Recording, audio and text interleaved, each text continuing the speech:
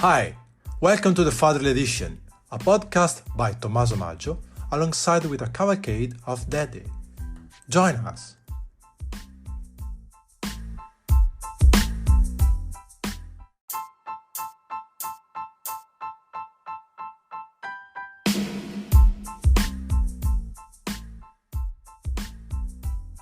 Welcome back to the Fatherly Edition, hosted by me, Tommaso Maggio, and today we are with Giovanni Fontanelli. He's an operator controller Asia Pacific and Middle East and Africa for Electrolux. So thank you, Giovanni, for being with us today, and will be great if you can briefly introduce yourself.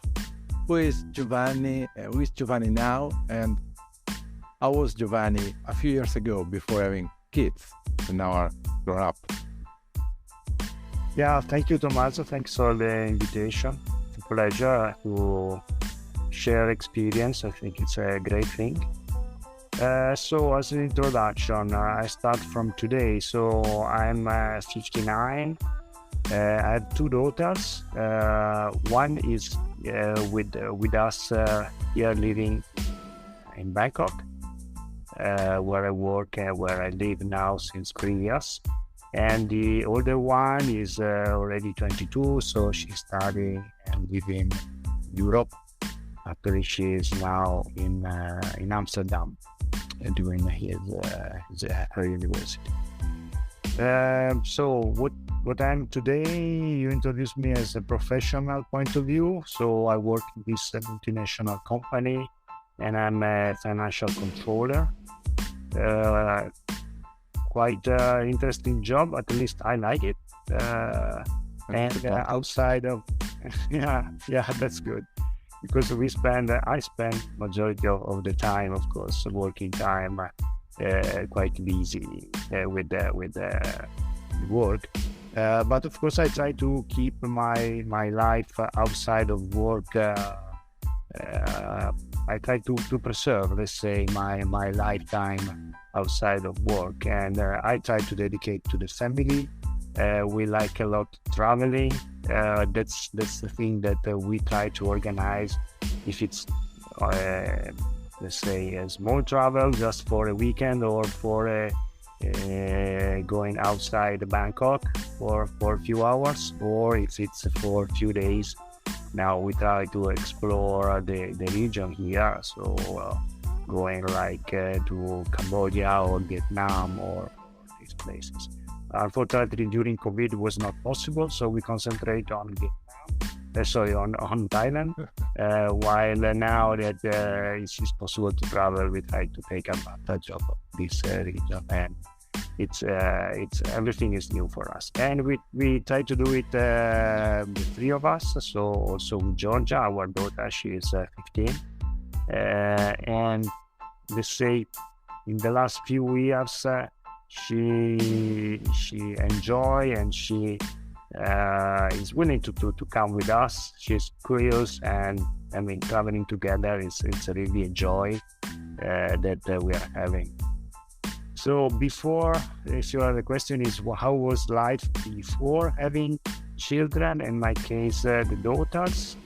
Okay, a long time ago. What can I say? Okay, living in Italy, in a small city. I lived in Udine. So yeah, different world in fact, because it was the 90s.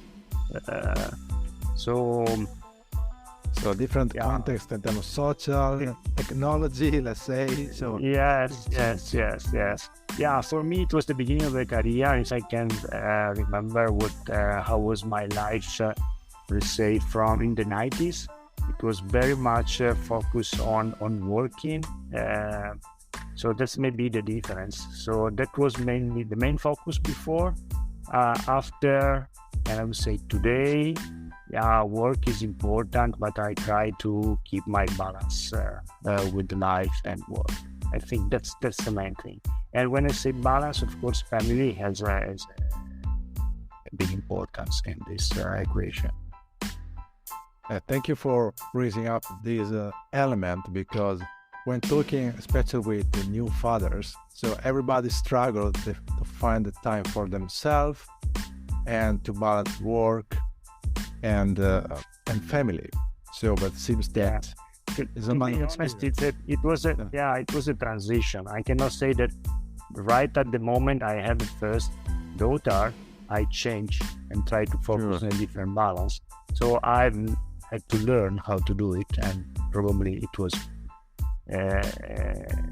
progress, a path of maturity that now is taking me at this point.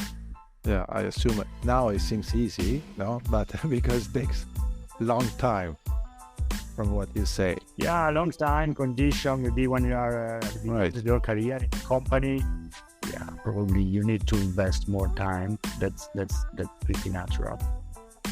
After maybe you capitalize what is the experience that you have gained, and then you can try to take advantage. Right. So, in your perspective, there is anything that still in society, some preconception about fatherhood that you may disagree, or something you notice because you travel a lot, maybe you saw something around, some sort of script how the father should be and what in fact is.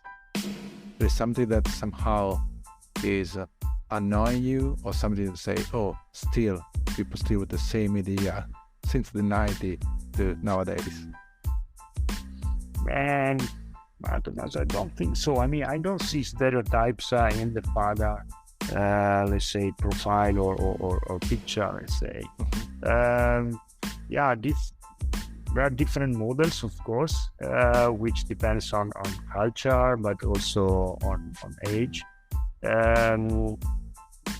But to be honest, I don't have to fight with any preconceptual view. No, I don't find it. So I will think about it, but that's good. I mean, it's just a question, because sometimes somebody can find some preconcept maybe because of specific context, and they say, oh my God, that's not what I expect. But of course, it's not mandatory. And maybe one thing we can point out is maybe you can compare your way of being a father with the way you grew up. How was your father compared how you act as a father? You see exactly. I think right. Yeah, I think that you touched what I was trying to think. I think every father has a model which is his father, right? At least that becomes natural for me. So, and for me, it was a very strong and very important figure in my life. I think that's for most of us it is. And probably for sure not perfect as his style. And I think that it comes natural to me to follow that path because I think it was successful. That's probably why I do. And also recognize the limits. So for sure, I recognize my limit in terms of ability to have a deep dialogue with my daughters. So I'm not a person who speaks a lot, first of all. So maybe it seems a bit close and cold. But what I learned from my father is that the most important thing is to give the example. So it doesn't matter if you preach a lot and have a long discussion, if then you act in a different way as you are speaking. That's for me coherence and the sort of role model or give it the example. That's the best thing and the most effective things that a father can do. So I try to do that. That's and that was what I've learned from my father. I mean, he was not talking to me so much. If I remember, never speak to me. but I mean, he was and still is an example. Still is. I mean, he died many years ago. I was 25, so unfortunately, I lost him quite early. But I, of course, still remember the way he lived, the decision he took in his life. I mean, the way of living, basically. It means he conveys message, his own way to give the message. So they say, correct. Yes. He did fact, not just word, not just my. Correct. Yeah. His tangible. Yeah, that's also my style. Exactly. That's also my style. I'm recognized that not always the right thing to do. So speaking, listening, so a dialogue, it's absolutely a good thing to have, but probably it's not in my DNA. It's totally this way. Not at that level. No, that's I think it's very important to recognize even what we somehow we acquire, through DNA from our father or whatever ancestor, and then see if our path crossed the same, and is a way, as you say, even to see our own limits through reflection, might see how they were with us. What are we on the same path, or what we change? Probably something, because we are on different content, as you say. At the end of the day, it's not the word you say, but fact. No? Yeah, like the example, let's say, yes. Example you leave to your kids, because then they will remember that more than a single word. Yes. Yeah. And well, I think you answered already another question we have here. That is, how your job allow you to spend quality time with your family.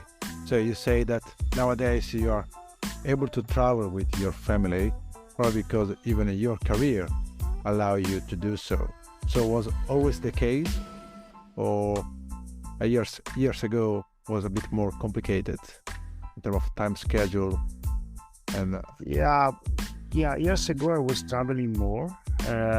So when I was based in Europe, it was a period when Georgia was basically a kid. I was traveling quite often. I would say 60% of my time. So I was not in my let's say office normal. So that was taking out time. Yes.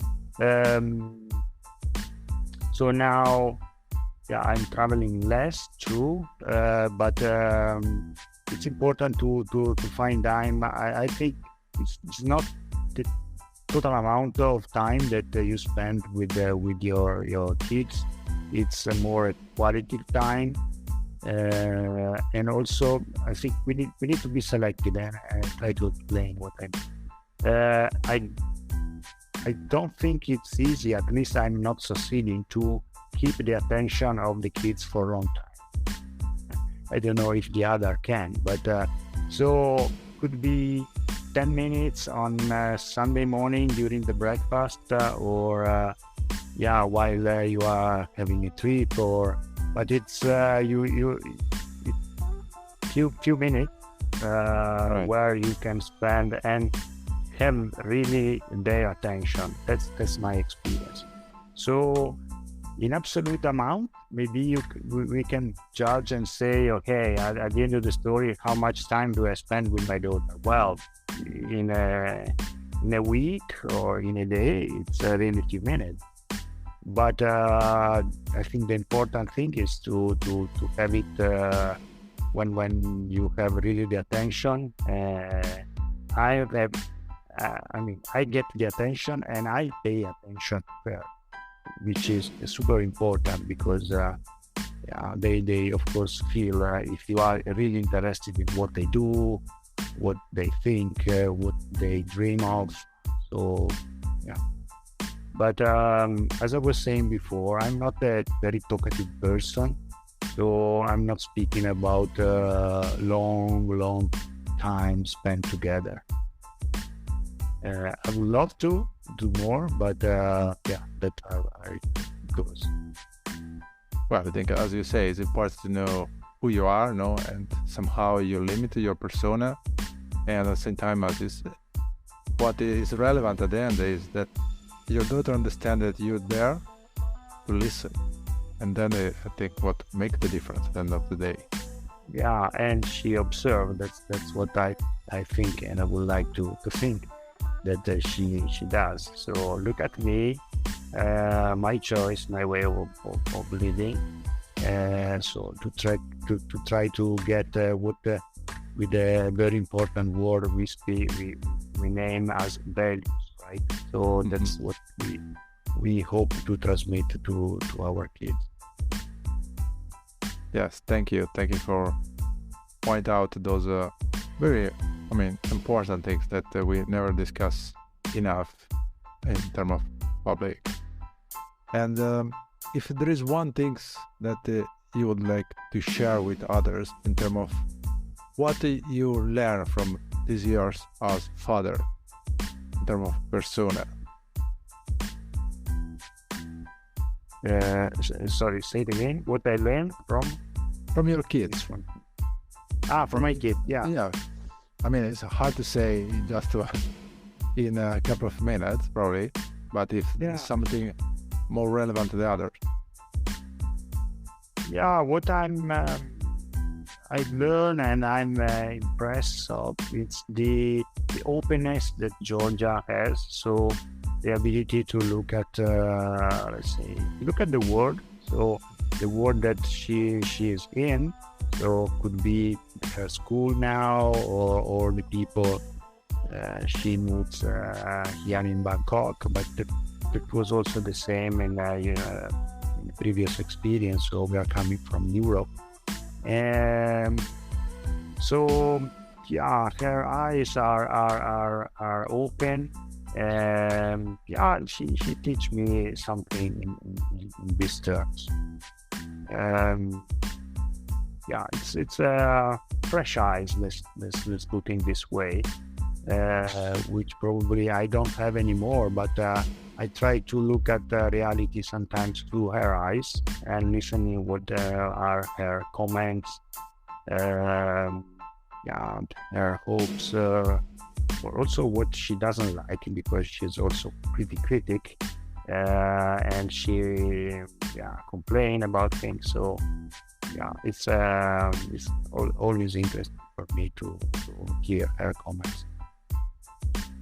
So thank you. So it seems that even if the kids, when they grow up, so it's always they keep, of course, compared to us, a fresh perspective on things around us, and that's the most important things, because we say always that we share our experience with the kids, but is even the reverse.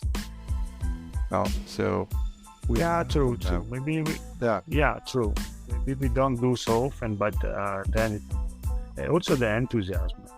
I don't know if it's the right word in English, but there's at certain point we have a disillusion. It's the right word. While they have more, they get angry if there is something that they don't like. They get the passion, which probably we lose. Right? We lose passion for many things, while they do have passion. At least that's what I see in Georgia, and I like to look at that. They're fire. And that's what sometimes with the age we lose, or because with the routine we give things that are normal after a while, but they still have the fresh vision of the things. Probably that's correct. We get on granted and they are not. Yes. Yeah. So any advice that since you are that experienced, you want to give to maybe some new daddy or somebody that's just entered into fatherhood? Any advice or one thing that... Not really. I don't consider myself really a model as a father. Absolutely. Just a person. So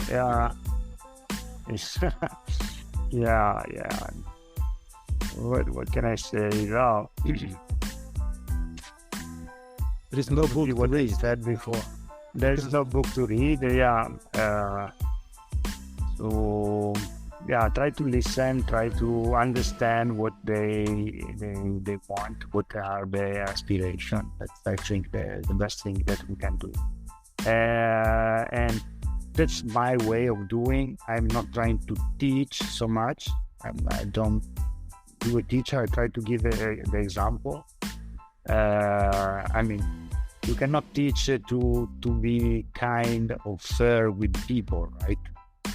You can tell, okay, treat all the other people in a fair way, but you can preach a lot. At the end, it's the way you show that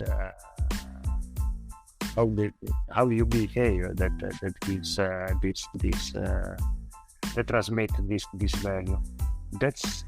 That's maybe my point. I think I said it, and I'm repeating now. That's my only advice, if it's an advice.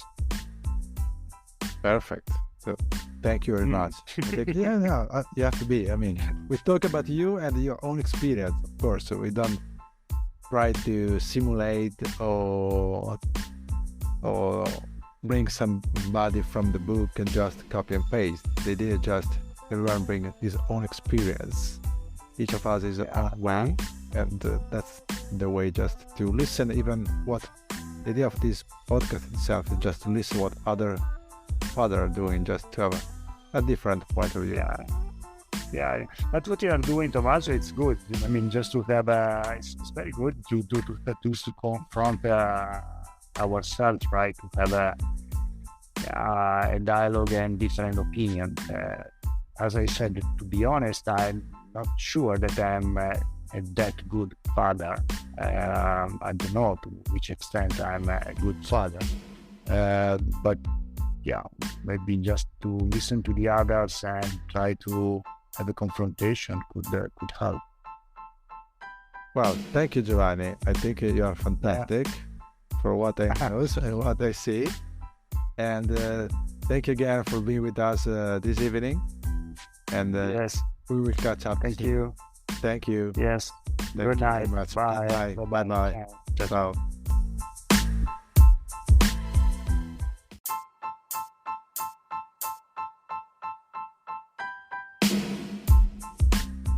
Hi, thanks for listening, the Fatherly Edition. If you like what you've been hearing, please follow Tommaso Maggio on LinkedIn or subscribe to the Fatherly Edition podcast on Spotify, Apple, or whatever you gain your podcast.